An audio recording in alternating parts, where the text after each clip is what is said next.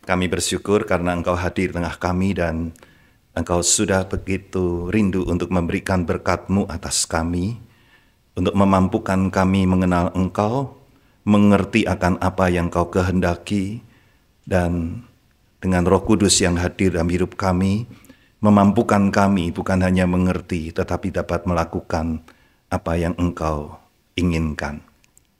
Itu sebabnya Tuhan, kami saat ini membuka hati, memfokuskan diri kami, supaya kami boleh makin mengenal Engkau. Kami menyerahkan waktu ini hanya dalam pimpinan-Mu, di dalam nama Tuhan Yesus kami berdoa. Amin. Silakan duduk kembali.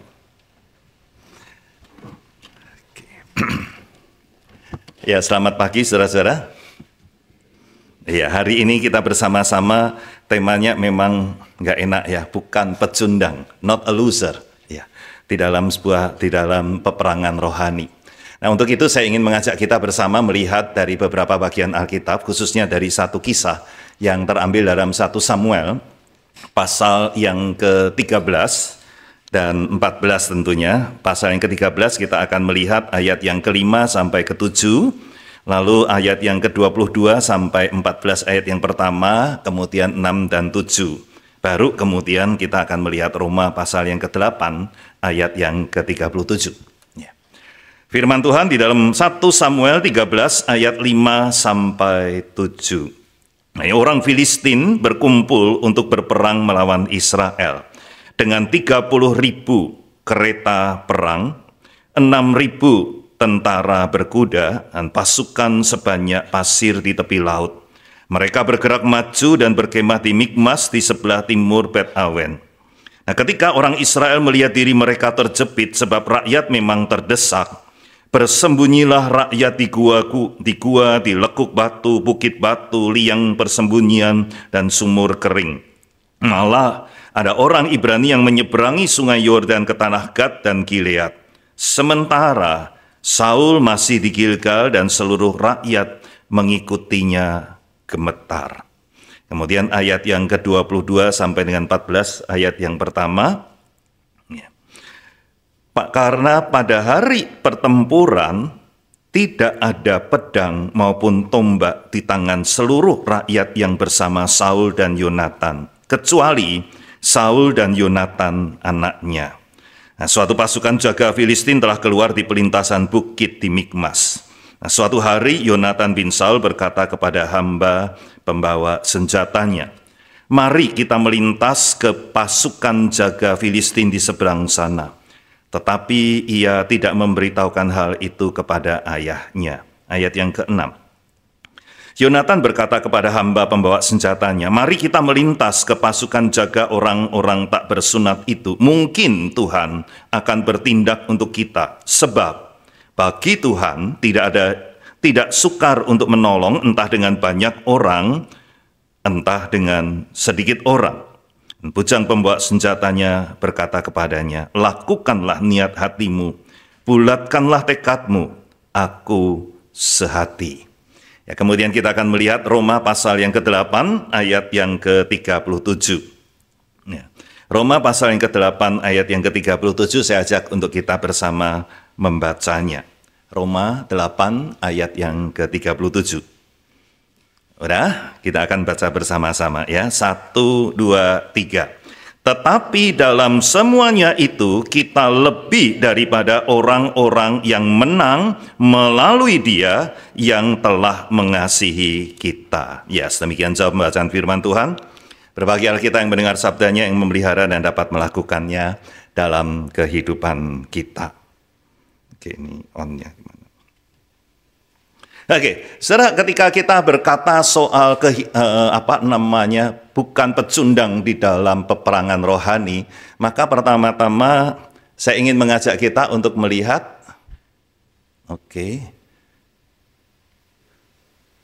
nah, ada ya, dua gambar ini, yaitu kita membandingkan antara apa yang namanya pertandingan dan apa yang namanya peperangan ya. Ini hari-hari ini pertandingan sepak bola, kemarin Indonesia lawan Arab Saudi ya menang gitu ya. Waktu lawan Jepang kalah begitu ya. Tetapi di dalam peperangan dan pertandingan itu apa bedanya? Kalau kita mengatakan apa bedanya, maka dalam pertandingan orang akan bisa memiliki kemungkinan pertama menang dalam pertanding. Yang kedua dia bisa kalah. Ya, kalah atau menang gitu. Tapi masih ada yang ketiga, yaitu seri atau draw, begitu ya. Sama seperti kalau pertandingan sepak bola begitu, golnya sama berarti seri. Atau kalau pertandingan catur ya skakmatnya nggak bisa terjadi, yaitu seri, gitu ya. Jadi ada kemungkinan kalah atau menang atau seri. Tapi kalau kita berkata soal peperangan, maka di dalam peperangan tidak ada kata seri. Yang ada adalah kalah atau menang. You become a loser, pecundang, or the winner, yang menjadi pemenang.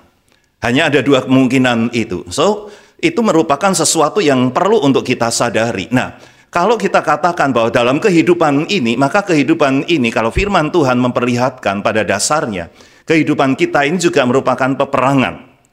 Peperangan apa? Firman Tuhan menyatakan peperangan kita at least itu ada 3 kategori. Pertama, peperangan melawan dunia dengan segala filsafatnya yang kosong. Misalnya Kolose pasal yang kedua mengatakan, jangan kamu itu diikat ataupun diperdaya oleh dunia ini dengan filsafat-filsafatnya yang kosong. Ya, segala sesuatu yang seakan-akan benar tetapi pada dasarnya justru menjerumuskan. Itu banyak hal yang ada di sana. Yang kedua adalah jelas pada kita berkata peperangan kita, Efesus pasal yang ke-6 mengatakan bukan melawan darah dan daging tetapi penguasa di udara, yaitu iblis. Artinya kita sedang dalam peperangan, di dalam peperangan bersama-sama dengan Tuhan, kita sedang berperang melawan kuasa kegelapan. Ya. Tetapi ada yang ketiga yang sudah orang selalu katakan atau firman Tuhan juga katakan adalah kita dalam peperangan rohani itu berperang dengan diri kita. Oleh karena manusia lama kita yang masih harus ditanggalkan. Semacam Efesus 4 misalnya, ayat yang ke-17 mengatakan, karena kamu telah berada dalam Kristus, maka kamu harus menanggalkan manusia lamamu dan mengenakan manusia baru. Dan itu merupakan sebuah perjuangan. Nah, dalam perjuangan-perjuangan itu, maka yang ada itu merupakan peperangan rohani. Itu bukan hanya sekedar pertandingan. Maka yang ada adalah, you become a loser, or you become a winner. Kamu menjadi seorang pemenang, atau menjadi seorang yang kalah.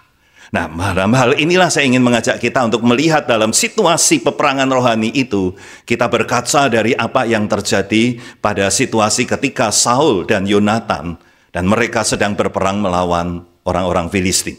Saudara, dalam pasal yang ke-13 dari 1 Samuel, kita bisa melihat apa yang sedang terjadi pada waktu itu. Peta peperangannya itu jelas sekali. Dikatakan bahwa pada waktu itu ada begitu banyak, itu bukan 3.000 tetapi 30.000 ya. Kereta berkuda yang dimiliki, 6.000 pasukan yang berkuda. Lalu kemudian dikatakan pasukan yang berjalan itu sebanyak pasir di tepi laut, gitu ya. Saudara membayangkan hal itu yang berada di dalam yang dikatakan dalam pasal yang ke-13 ayat yang ke-5 itu, orang Filistin sudah berkumpul bersama, mereka sudah siap untuk berperang. Sementara Saul dikatakan bahwa pada saat itu mereka nggak punya apa-apa. Ya. Apa yang mereka punyai? Senjata mereka tidak punyai, karena kalau mau mereka mengasah mata bajak pun harus pergi kepada orang Filistin. Dan dikatakan dalam bagian yang terakhir dari pasal yang ke-13 bahwa pada mereka itu tidak ada satupun senjata. Ya. Orang mau berperang, nggak punya senjata. Apa yang kita bisa harapkan dari dalamnya? Ya. Itu sebabnya dikatakan ketika orang-orang Israel itu melihat bahwa mereka terdesak, yang mereka lihat adalah mana mungkin kita bisa menang. Akibatnya apa? Mereka lari. Bersembunyi di liang batu, bersembunyi di bukit-bukit batu, bersembunyi di liang-liang, atau bahkan ada yang dikatakan menyeberang dari sungai Yordan untuk pergi ke daerah Gad. Karena apa? Karena mereka merasa mana mungkin mereka bisa menang di dalam peperangan. Saudara, situasi yang semacam begitulah yang dihadapi oleh Saul.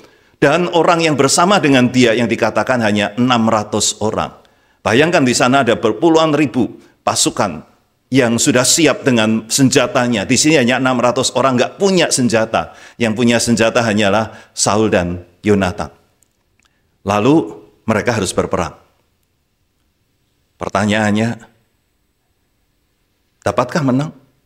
Itu ibaratnya orang katakan, that is a mission impossible. Satu misi yang tidak mungkin bisa terjadi. Nah, saudara, di tengah misi yang sepertinya nggak mungkin terjadi itulah yang membuat orang selalu berpikir, kalau begitu mana mungkin saya bisa. Saudara, bukankah pemikiran dan pola mana mungkin saya bisa menang itu menjadi sesuatu yang seringkali juga mewarnai dalam kehidupan. Ketika kita berkata, mana mungkin saya bisa mengalahkan, atau mana mungkin saya bisa menghadapi situasi yang sulit ini. Saya orangnya seperti ini, dan kemudian kita mulai mengukur diri kita dan kita berkata, nggak mungkin bisa. Kita menjadi orang yang inferior, menjadi rendah diri, lalu kemudian kita mulai mengatakan bahwa saya mana mungkin bisa, lalu stres. Lalu kalau sudah stres, ada banyak macam yang dilakukan, begitu ya. Nah, itu sebabnya sangat mudah bagi seseorang di tengah kehidupan kemudian menjadi pecundang atau loser, itu ya. Nah, di dalam kehidupan kita mungkin kita juga bisa mengalami, begitu kita mengalami sedikit kesulitan, rasanya aduh nggak mungkin bisa. Lalu apa yang terjadi? Seringkali kemudian kita ya udahlah, apa adanya. And we became the loser. Ya, kita menjadi seorang yang pecundang itu. Nah, saudara, untuk menjadi pecundang itu mudah, gitu ya. Gambar ini, gambarnya yang saya buat pakai AI, gitu ya. Itu bukan saya yang gambar, cari juga nggak ada, pakai AI bisa jadi gambarnya seperti itu. Itu gambarnya Saul, saya ngomong begitu ya. Yang lagi kebingungan, duduk dengan gemetar, nggak tahu apa yang bisa dilakukan. Saudara, to become a loser, how to become a loser? Kita bisa menjadi seorang yang disebut sebagai quitter. Ya.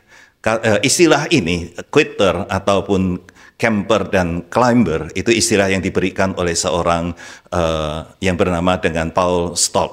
Ya. Dia melihat kepada kehidupan manusia dan kemudian juga hal itu dipakai menjadi semacam adversity question. Ya, yang kemudian mengkategorikan manusia itu di dalam 3 kemungkinan, ya, atau dalam 3 kategori. Kategori yang sering ada adalah kategori quitter. Kategori quitter ini adalah kategori orang yang ketika menghadapi masalah, cepat-cepat lari. Dia nggak tahan menghadapi masalah. Dia maunya yang gampang, yang enak. Begitu ada situasi yang sulit, maka dia melarikan diri. Dia tidak mau menghadapi, dia deny. Dia menolak untuk menghadapinya, realita itu. Nah, orang-orang yang sedemikian ini menjadi orang-orang yang sangat mudah untuk kemudian masuk di dalam trap, masuk dalam jebakan, untuk kemudian halusinasi dalam diri, menyukacitakan diri seakan-akan dunia itu begitu gampangnya untuk ditinggalkan, begitu ya. Nah, hal-hal yang semacam beginilah ini yang menjadi banyak orang. Ya, tapi Stoll juga mengatakan ada orang yang tipe kedua, yaitu tipe camper. Tipe camper ini adalah tipe orang yang kelihatannya mau berjuang, tetapi begitu dia berjuang, dia cepat berpuas diri. Dia merasa it's okay sekarang, ya. Dan dengan begitu dia membuat suatu comfort zone di dalam kehidupannya. Dan oleh karena dia sudah punya comfort zone, maka seperti orang yang camp, menikmati. Dan dia tidak lagi mau berjuang, begitu ya. Sementara Stoll melihat adanya orang yang disebut sebagai climber. Nah, climber ini adalah orang yang menyukai tantangan, orang yang tidak gampang-gampang saja santai. Dia akan terus melihat dan berjuang untuk naik sampai ke puncaknya. Kalau masih ada puncak yang lain, dia akan naik lagi. Saudara, memang itu tipe yang ada, walaupun saya tidak seluruhnya setuju. Tetapi saya ingin mengajak kita untuk melihat bahwa seringkali tanpa sadar, kita menjadi pecundang, yaitu quitter. Sama seperti orang-orang Israel yang lari. Sama seperti Saul yang kemudian hanya duduk, gak bergerak. Dan orang-orang yang mengikuti dia hanya duduk, gemetar, tidak melakukan apa-apa. Masalahnya kenapa mereka sampai seperti itu, saudara? Karena pada dasarnya ketika mereka melihat situasi, apa yang mereka lihat adalah yang di depan mereka. Yang mereka lihat adalah kesulitan. Yang mereka melihat adalah di dalam hal itu segala sesuatu yang nggak gampang dilihatnya. Dan dia merasa, aku nggak punya.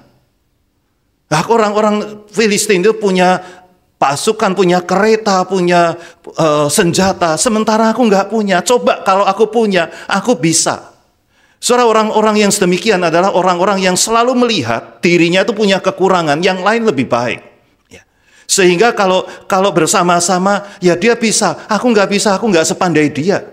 Aku nggak bisa nyanyi seindah dia. Aku nggak bisa melakukan secepat dia. Dan karena hal itu, lalu kemudian, ya sudah, saya bisanya seperti ini. Ini orang-orang yang quitter, seperti Saul yang kemudian hanya duduk diam dan mengatakan, mau ngapain lagi, saya nggak bisa apa-apa. Saudara, orang-orang yang tipe quitter ini adalah orang-orang yang selalu melihat segala sesuatunya kesulitan itu yang ada. Ya kelihatannya gini, tapi ketika sudah muncul kata tapi, maka segala sesuatu menjadi negatif. Yang dilihatnya adalah kesulitan, mana mungkin bisa, dan lain dan sebagainya. Saudara, tipe quitter selalu yang dilihat sulitnya. Saya nggak tahu, saudara, ketika saudara menghadapi tugas yang diberikan, saudara lihat gampangnya atau lihat sulitnya. Aduh, bukunya bahasa Inggris. Waduh, ini harus dikerjakan pakai model seperti ini. Waduh, ini harus pakai aplikasi ini. Waduh, ini. Yang ada adalah waduh. Ya. Dan akibatnya apa? Kita become the quitter, the loser. Kita menjadi seorang yang menjadi pecundang. Karena hanya kesulitan demi kesulitan yang kita lihat. Dan tentunya di dalam hal ini adalah mereka tidak pernah bisa melihat dan memperhitungkan kehadiran Tuhan dalam kehidupan mereka. Bagi Saul pada saat itu, kalau kita melihat pasal yang ke-13, pada waktu Saul melihat dan mereka harus berperang pada saat itu, dan Samuel yang seharusnya datang untuk mempersembahkan korban, tidak datang-datang sepertinya. Maka yang dilakukan oleh Saul adalah dia ambil gampangnya, dia melakukan segala sesuatu dengan caranya sendiri. Pakai baju efod itu dan dia kemudian mempersembahkan korban. Dan Samuel mengatakan, apakah yang Tuhan inginkan? Tuhan bukan ingin persembahan itu. Tuhan ingin orang yang taat, yang mendengar, lebih daripada mempersembahkan. Saudara, Saul tidak berpikir sedemikian itu. Bagi dia, kehadiran Tuhan itu seperti sesuatu yang tambahan untuk kehidupan dia. Ya kalau ada itu baguslah itu ya. Maka ada yang mencoba melihat bahwa ketika Saul bertemu dengan Samuel dan Samuel betul-betul pada waktu itu mencela, mengingatkan dia, maka yang dilakukan oleh Saul adalah jaim. Ya, gimana pun juga kamu harus bersama-samalah dengan saya supaya jaga muka saya. Dan dia katakan itu Allahmu, ya, bukan Allahku. Saudara, ini merupakan hal yang menunjukkan bahwa dia menjadi semacam itu oleh karena apa yang ada dalam framework dia adalah dirinya kurang, kesulitannya ada. Dan di manakah Tuhan di dalam kehidupannya? Itu hanya sebagai satu tambahan, satu ya ada boleh, nggak ada ya nggak apa-apa karena saya melakukannya dengan kekuatannya sendiri. Saudara, itulah yang membuat seorang kalau mau menjadi loser, maka saudara sudah punya cara how to become a loser. Ya, lihatlah kesulitannya. Ya, lihatlah orang lain punya banyak hal dan engkau tidak punya apapun. Dan jangan jadikan Tuhan sebagai kekuatan dalam hidupmu. And you will be a successful loser. Itu ya. Tapi saya ajak untuk kita untuk mengatakan kita bukan pecundang. Kita mau menjadi yang pemenang. Maka sekalipun saya memakai kata climber di sini, tetapi climber saya bukan orang yang suka cari masalah, suka cari tantangan. Ya, anak-anak Tuhan bukan anak-anak yang nantang-nantang. Ya, memang betul kita peperangan melawan kuasa kegelapan, tapi kita nggak cari-cari mana kuasa kegelapan saya menantang. Nggak begitu juga. Ya. Memang kita harus berani melawan ataupun menghadapi setiap kesulitan, tetapi kita bukan cari kesulitan. Ya. Maka saya lebih suka sebetulnya climber ini sebagai fighter, begitu ya, seorang yang berjuang, seorang pejuang. Ya. Maka apa yang dikatakan di dalam ayat yang ke-6 ketika Yonatan itu berkata kepada bujang pembawa senjatanya, Apa yang dikatakannya? Dia katakan kepada bujang pembawa senjatanya, marilah kita menyeberang ke dekat pasukan orang awal orang yang tidak bersunat ini. Maka dia katakan, mungkin Tuhan akan bertindak untuk kita. Sebab bagi Tuhan tidak sukar untuk menolong baik dengan banyak orang maupun dengan sedikit orang. Ya. Dan kalau kita melihat akan apa yang dinyatakan selanjutnya, maka dia katakan, oke, kita akan memperlihatkan diri. Kalau mereka berkata, tinggal di situ, maka kita tinggal. Itu berarti bukan waktunya untuk kita memenangkan. Tetapi kalau pasukan pengawal ini mengatakan kalau berani naik, maka kita naik. Itu tandanya bahwa Tuhan menyerahkan mereka ke dalam tangan kita. Saudara, mereka nggak cari-cari, mereka nggak berkata, oh kami bisa. Tetapi mereka tahu bahwa kalaupun sampai ada tantangan, itu bukan merupakan sesuatu untuk mereka quit. Tetapi mereka akan berjuang. Saudara, disinilah kita bisa melihat apa yang dikatakan oleh Paulus ketika dalam Roma pasal yang ke-8 itu. Dan dia berkata, tetapi kita itu lebih daripada orang-orang yang menang. Saudara, ketika dikatakan lebih daripada orang-orang yang menang, ya menarik karena NIV menerjemahkannya jadi more than conquerors. Ya. Kata yang dipakai di situ adalah nekomen. Ya, tapi kemudian dari kata nekao. Saudara pernah punya ataupun pernah lihat tanda logo sepatu yang lambangnya begini, ya. Nike. Itu dari kata nikao, bahasa Yunani yang artinya pemenang, begitu ya. Dan di situ Paulus bukan hanya memakai kata nikao, tetapi nikao, yang lebih daripada sekedar menang. Saudara, ini merupakan suatu perbandingan. Kalau dikatakan loser itu adalah yang paling bawah, maka menang itu sudah cukup tinggi. Tetapi Paulus ingin berkatakan kita itu lebih daripada itu. Kita ada lebih di atas. Tapi bukan karena kita, tetapi oleh karena Dia di dalam Yesus, di dalam Kristus. Maka saudara, itulah yang membuat saya ingin mengajak, bagaimana kita bisa menjadi seorang yang bukan pecundang, tapi bahkan bukan hanya sekedar pemenang, tapi lebih daripada itu. Kita menjadi seorang yang bisa mengalahkan, yang bukan hanya sekedar menghadapi, tetapi kita bisa justru melampaui akan semuanya itu. Memang di dalam hal ini Paulus ingin menekankan kepada apa yang pada saat itu tentang keselamatan di dalam Kristus. Memperlihatkan bagaimana Allah yang bekerja di dalam diri orang-orang percaya yang berada di dalamnya. Itu sebabnya saya memakai satu istilah bagi kita. You want to be the winner, to be fighter, let's fight. Itu ya. Mari kita berjuang, mari kita berperang. Ya. Apa fight yang saya ingin ajak untuk kita bersama lihat? Ya. Fight yang pertama, F-nya itu mengingatkan. Dasar dari segala sesuatu mau menjadi bukan pecundang. Itu bukan pada diri kita, tetapi adalah faith in Him. Faith in God's power. Kita bukan melakukan segala sesuatu dengan kekuatan kita sendiri. Tetapi di dalam kuasa Allah yang menaungi, yang menolong, memampukan, dan yang bekerja di dalam dan melalui kita. Saudara, itu merupakan satu hal yang paling penting. Apapun yang sedang kita kerjakan dan segala sesuatu yang hari ini Tuhan berikan menjadi satu hal yang harus kita kerjakan atau tantangan atau kesulitan apapun. Di dalam teman-teman yang sedang studi atau kita sedang berperang berjuang melawan dosa yang sedang terus-menerus menggerogoti hidup kita. Atau di tengah-tengah kehidupan kita menghadapi situasi kehidupan, godaan-godaan tengah dunia ini. The basic one, the foundation, dasar yang paling kuat adalah F ini. Faith in God's power. Kita melakukan segala sesuatu bukan karena kita bisa. Ya. Paulus mengatakan dalam 2 Korintus pasal yang ke-4 ayat yang ke-7. Kami ini bejana tanah liat.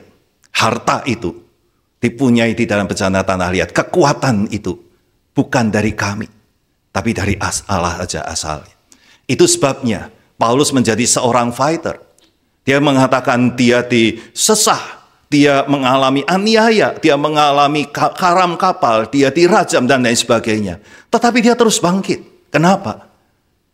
Karena dia bertindak itu semua mendasarkan di dalam kuasa Allah, di dalam keyakinannya akan Allah yang hadir dalam hidupnya.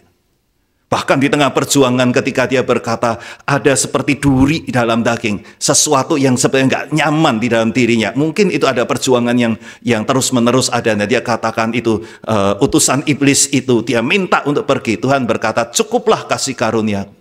Sebab di dalam kelemahan, kekuatanku menjadi nyata. Maka dia akan terlebih aku bersuka bermegah di dalam kekuatan Allah. Jadi saudara, hari ini, Tuhan bukan menyingkirkan dan mengatakan segala kesulitan saya singkirkan supaya kamu ada dalam jalan tol. Tidak. Tetapi hari ini kalau kita menghadapi kesulitan, apapun kesulitan, saudara sulit ngerjain paper, ya, saudara sulit untuk bisa ketemu dengan kelompok, saudara sulit untuk menghafal, ya, untuk rekan-rekan tenaga kependidikan mungkin juga mengalami kesulitan-kesulitan di dalam tugas-tugas yang ada begitu banyak. Pertanyaan pertama adalah di mana kita meletakkan dan mengambil kekuatan itu, pada diri kita atau pada Tuhan. Itu F-nya. I-nya mengingatkan kepada bagaimana kita initiate action. Ya. Orang beriman itu mengatakan aku percaya, iya. Tetapi dia perlu untuk mulai melangkah yang pertama. Yonatan, dia bukan hanya berkata, bagi Tuhan tidak sulit untuk menolong. Tetapi dia berkata, mari kita memperlihatkan diri. Dia melangkah.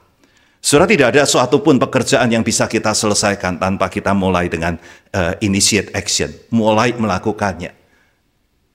Banyak kali dalam kehidupan, kegagalan bukan karena tidak bisa, tapi karena kita tidak melangkah, tidak memulai. Ya. Dan itu memang sulit untuk memulai. Ya. Kemarin Prof. Arman itu mengatakan, gimana bisa menulis? Ya. Mulailah dengan ketikkan satu kata, dia katakan begitu ya. Itu Prof. Arman, maka dia bisa menghasilkan banyak artikel dan banyak buku, begitu ya. Mulai dengan satu kata dimasukkan. Nanti kalau buntu ya udah tutup, nanti begitu buka lagi satu kata lagi. Tapi terus melangkah. Orang di dalam dunia, di dalam itu, mereka berkata, kalau kamu diam, maka kamu sudah ketinggalan. Kamu harus terus berjalan, sekalipun mungkin berjalanmu tidak bisa cepat. Berjalanmu pelan, tetapi kau harus terus berjalan. Memulai langkah, itu yang paling penting. Initiate the action.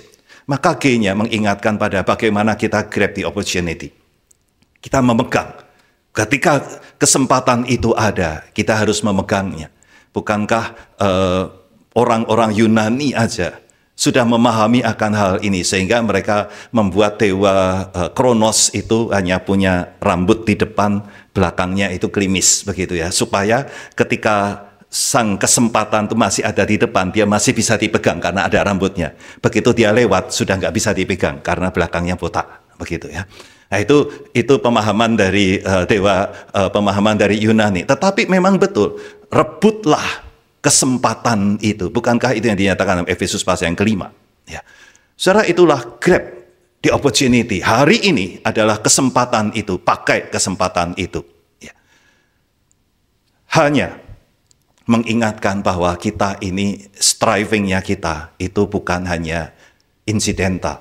Tetapi kita akan berjuang itu terus menerus. Maka hang on. Terus stabil, terus berjuang. Karena kalau nggak begitu, nggak bisa. Kita bukan hanya melangkah pertama, tapi terus berusaha untuk melangkah. Setia. Maka orang mengatakan di dalam Navy-nya, slogan Navy adalah Semper Fi. Semper itu dalam arti terus ya. Kalau Semper Reformanda itu terus menerus di reformasi, Semper Fi itu Semper Fidelity. Terus setia. Dan itu merupakan suatu hal yang Tuhan inginkan juga. Kita terus setia. Berjuang. Terus setia. Dan the last one, T-nya adalah kita bersama-sama. Together we strive. Kita tidak berjuang sendiri. Pertama tentu kita berjuang di dalam dan bersama Tuhan. Yang kedua, kita tentu berjuang tidak sendirian, tetapi bersama dengan orang-orang yang ada di sekitar kita. Teman-teman kita, sahabat-sahabat kita, rekan-rekan kita. Itu sebabnya penting saudara-saudara memiliki orang-orang yang bisa berjalan bersama-sama dengan saudara. Rekan-rekan mahasiswa, punyailah sahabat-sahabat rohani mulai dari saat ini. Satu saat nanti kalian akan berada di ladang pelayanan yang mungkin berbeda-beda. Tetapi engkau tahu engkau tidak berjuang sendiri karena ada sahabat-sahabat rohanimu yang terus berjuang bersamamu, mengingatkanmu, mendoakanmu. Ya. Orang-orang yang bekerja bersama-sama di sini, baik rekan dosen maupun juga para tendik, kita berjuang bersama-sama, tidak sendirian. Karena kita tahu, kita punya kebersamaan, itulah yang membuat kita kuat. Biarlah fight ini menjadi kekuatan kita. Kita punya faith, kita initiate the action, ya. Kemudian kita grab the opportunity, lalu kemudian kita hang on terus, dan akhirnya kita together we strive. Saya punya satu lagu yang lama. Lagu ini mengatakan tentang, ini lagu lama yang saya ingin ajak untuk kita bersama-sama nyanyikan. Lagu yang dulu ketika banyak revival, itu lagu-lagu ini dinyanyikan. Ini dulu dinyanyikan untuk membuat kita selalu ingat, kalau kita memang betul-betul meyakini dan kita tahu Tuhan sedang bekerja, Holy Spirit ada di tengah-tengah kita, maka we will together strive. Kita berjuang bersama-sama, dan itu akan membuat kita memiliki kebangunan, kita memiliki kekuatan, kita memiliki kemenangan. Mari kita berdoa. Tuhan, tolong kami belajar dari apa yang menjadi